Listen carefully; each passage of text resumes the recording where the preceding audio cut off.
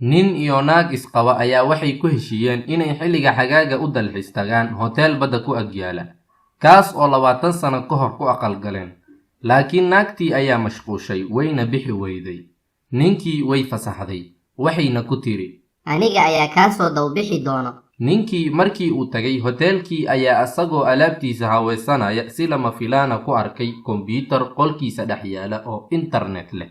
kadib waxaa markiiba ku dhalatay fikrad ah inuu xaaskiisa qoraal emailka ugu diro. markii uu qoraalkii qoray ayaa waxaa qaldamay xaraf ka mid ah ciwaanka xaaskiisa, waxayna qoraalkii u dhacday haweeney kale oo markaasi ninkeeda ka dhintay oona markaasi ka soo noqotay aaskii ninkeeda. emailka markii ay furtay oo ay qoraalkii akhrisay ayay kursi ka dhacday oona suuxday. waxaa u soo galay wiilkeeda oo arkay hooyadii oo dhulka jiifta oo wax dhaqdhaqaaqa lahayn. wuxuu eegay shaashadii wuxuuna akhriyey qoraalkii oo u qoran sidan: macanto, si nabad ah ayaan u tagay. waxaana macquul ah inaad yaabto marka aad aragto qoraalkayga. ha yaabin, waayo kombiyuutar ayaa meesha lagu diyaariyey oo uu qof walba fariin u dirsan karo dadka uu jecel yahay. waxaa hubaal ah inaad wax kasta diyaarsatay maadaama aad jimcaha soo socda soo baxaysid. waan u xiisay aragtidaada. safarka aad soo baxayso mid raaxo leh inuu noqdo ayaan rajaynayaa, sida safarka aan hadda soo galay oo kale.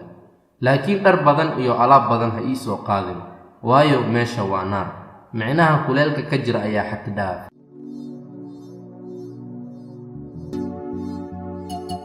gaari baa wuxuu galay shil xun, kadibna dadkii ku jireen gaariga badankood waa ay dhinteen. 2 nin oo cabtooy ah oo meesha iska marayaan ayaa ku soo leexdeen meeshii shilka ka dhacay. kadibna waxay arkeen nin gacanta ka go'ay oo oynayo oona dhahayo, ala gacantaydii, ala gacantaydii. mid cabtooy intuu soo booday kulaha, waa oohinta naga dhaaf. ninkaas xagga jiif soo ma aragtid, madaxa ayuu ka go'ay, mana oynayo ee shib naga dheh.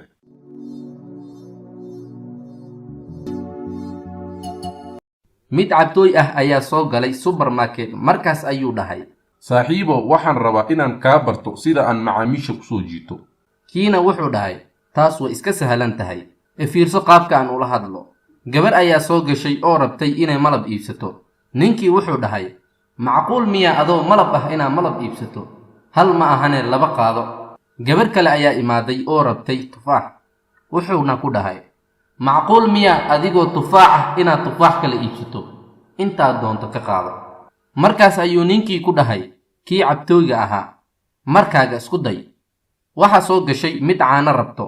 markaas ayuu ku dhahay ninkii cabtooyga ahaa, macquul miyaa adoo lo ah inaad caano raadiso? dharbaaxshadii ku dhacday saaxiibkan ilaa hadda jawiga ayuu ka maqan yahay.